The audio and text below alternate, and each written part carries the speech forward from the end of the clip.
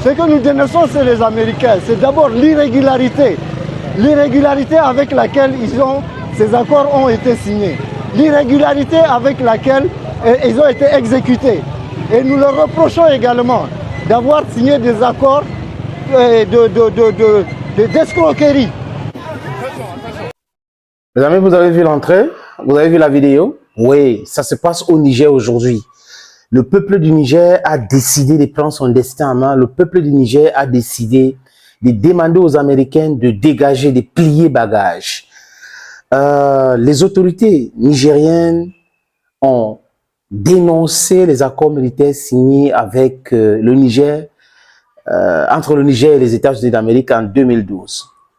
Il y avait trop d'escroquerie, du l'esbrouf, du banditisme. C'est ce que ressort des déclarations des autorités du Niger. En fait, quand les Nigériens avaient décidé de chasser la France, chasser les militaires français au Niger, on avait compris que c'est aller pas à pas. C'était une façon méthodique de travailler l'expulsion de toutes les présences militaires étrangères sur leur sol. Donc, il fallait s'attaquer à la France. Et quand on s'est attaqué à la France et que la France a plié bagage et parti, les Américains ont envoyé Victoria Nuland et d'autres personnalités pour essayer de convaincre les nouvelles autorités du Niger pour conforter leur situation et maintenir les bases militaires à Niamey, près de l'aéroport, et à Agadez. Mais c'était sans toutefois compter sur la détermination des Nigériens et les autorités nigériennes à se débarrasser de cette présence qui créait uniquement des problèmes dans ce pays. Donc, ils viennent dans un pays, ils organisent leurs renseignements aux dépens de ce pays, ils ne donnent pas les informations, ils s'en foutent et ce pays perd beaucoup d'argent en CFA, les amis, en milliards, des milliards pour payer le carburant, le décollage des différents avions, du gros n'importe quoi. Le résultat, personne ne voyait ce résultat-là. Ce n'est que des Américains qui profitaient de la situation. Et aujourd'hui, quand on dénonce la situation, qu'est-ce qui s'est-il passé? Les Américains ont commencé, oh, ce n'est pas ceci, jusqu'à une haute représentante du département d'État américain fait le déplacement, les amis. Pour où? Pour Niamey. Elle arrive à Niamey, elle voulait rencontrer le président Abdurrahman Tiani. Le président Abdurrahman Tiani a dit non, j'ai pas le temps, je ne vous rencontre pas. Et rencontrer plutôt le Premier ministre, discuter avec le Premier ministre, le ministre de la Défense et tout, parce qu'il faut respecter les présidents. Ce n'est pas parce que c'est les présidents américains et que c'est une autorité, les présidents africains avec les autorités américaines, n'importe qui va arriver rencontrer le président pour lui dire du n'importe quoi. Et elle a dit du n'importe quoi au Premier ministre. Et le Premier ministre et le gouvernement n'ont pas digéré cela. Et tout de suite, les autorités du Niger ont décidé de dénoncer ces accords militaires avec les États-Unis d'Amérique, les amis. Vous avez vu? Les Américains doivent partir. Et les Nigériens ont commencé à mettre la pression pour qu'ils expliquent ou ils donnent le calendrier de leur départ. L'autre jour, je vous parlais du fait que les militaires américains veulent s'installer en Mauritanie et au Tchad. Le truc, c'est que les gars se préparent pour ceinturer. Vous voyez? Pour ceinturer le Niger, le Mali, de deux côtés avec les renseignements, avec les armes et autres. Et ils veulent, les Américains, déposer 5 F-16, des avions F-16, 20 hélicoptères, 1, 2, 20 de combat et des armes automoteurs. Les amis, les Nigériens ne sont pas dupes. Tout de suite, qu'est-ce qu'a fait les autorités du Niger? Ils ont poussé les accords militaires avec la Russie très loin. Vite fait, signer les accords avec la Russie pour que Africa Corps s'installe officiellement au Niger. Et ce n'est pas fini. Il y a un avion russe qui a atterri à Niamey, il y a de cela quelques jours, avec un système aérien anti-défense. Donc, les avions américains, français qui vont essayer de survoler le territoire nigérien vont faire ça à leur dépens. Le message est clair maintenant. Aujourd'hui, nous voulons les partenariats avec d'autres personnes et pas vous. Parce que quoi? Vous nous avez berné depuis dans vos histoires des partenariats. C'était toujours bénéfique pour vous et non pour nous. Et j'avais appelé quand même au peuple du Niger de faire exactement la même chose comme ils avaient fait avec les bases militaires françaises. Aujourd'hui, ils ont commencé. Il faut barricader les bases, la base américaine à Niamey, encercler cela. Faites exactement la même chose à Agadez. Ils doivent partir du Niger. Nous ne voulons pas de bases américaines, nous ne voulons pas de bases otaniennes, nous ne voulons plus des bases impérialisme chez nous. Ils doivent aller chez eux avec les soldats. Les amis, je vous suggère donc de regarder la suite, parce qu'au début, je vous ai montré le premier extrait, désolé. Le premier extrait, c'était juste l'extrait par rapport à ce qui s'est passé, mais la suite, regardez les amis.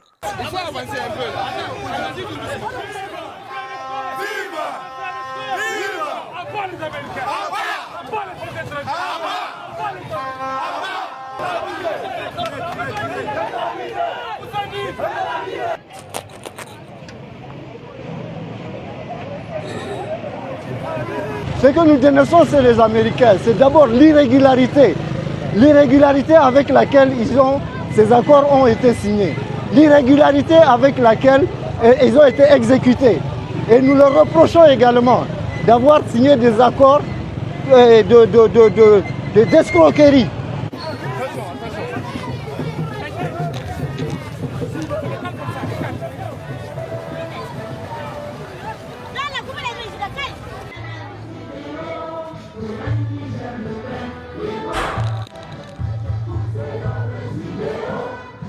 Ça s'est passé à Niamey et toutes les villes du Niger devraient se lever comme un seul homme pour faire exactement la même chose, barrer la route, mettre la pression pour que les soldats américains quittent, je répète, quittent le Niger. Oui, à Djibouti aussi, partout en Afrique, les Tchadiens doivent faire exactement la même chose avec les bases françaises. Nous ne voulons plus de ces instruments installés chez nous pour nous créer des problèmes. L'insécurité que vivent beaucoup de pays africains aujourd'hui, les amis, sont causées par ces différentes bases militaires. Les armes que détiennent aujourd'hui les terreaux et les groupes de drogués sont données à travers ces bases militaires. C'est de ça qu'il est question. Donc nous connaissons ceux qui soutiennent ces terreaux, nous connaissons ceux qui soutiennent ces rebelles, ces sécessionnistes, drogués, parce que bon, il n'y a même pas de sécessionnistes, il n'y a pas de sécessionnistes, qu'est-ce que je raconte même? Il n'y en a pas, c'est des sécessionnistes, on peut comprendre, ouais, un peu, on peut comprendre que c'est une revendication politique d'un peuple, mais les terreaux, la rébellion pour la rébellion comme en Centrafrique, le FPRC, l'UPC, tout ça là, les amis, c'est juste des instruments pour mettre la pression. Et il y a l'insécurité chez vous, il y a l'insécurité chez vous. Et après, ils vont venir s'installer pour piller. Nous ne voulons plus de cela. Le Niger est libre d'avoir comme partenaire des pays qu'il choisit et pas l'interférence des autres. On n'en a pas besoin. La France, quand elle parle avec les autres pays, elle ne consulte pas l'Afrique. Les États-Unis, quand ils parlent avec d'autres pays, ne consultent pas l'Afrique. Donc, ne demandez pas aux Africains de vous consulter avant de signer des accords de partenariat avec qui que ce soit. Thank you, friends. Thank you again and bye-bye.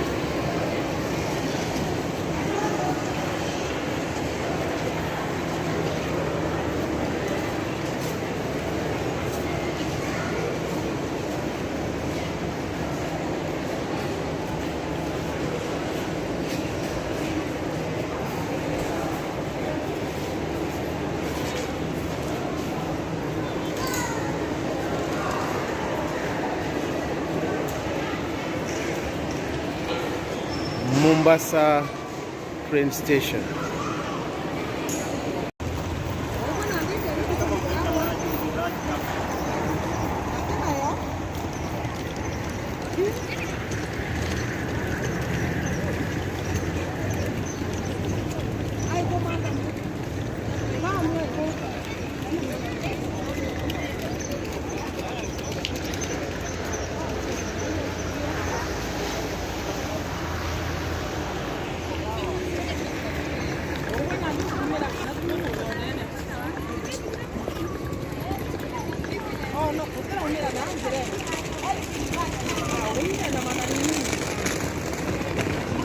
Mombasa.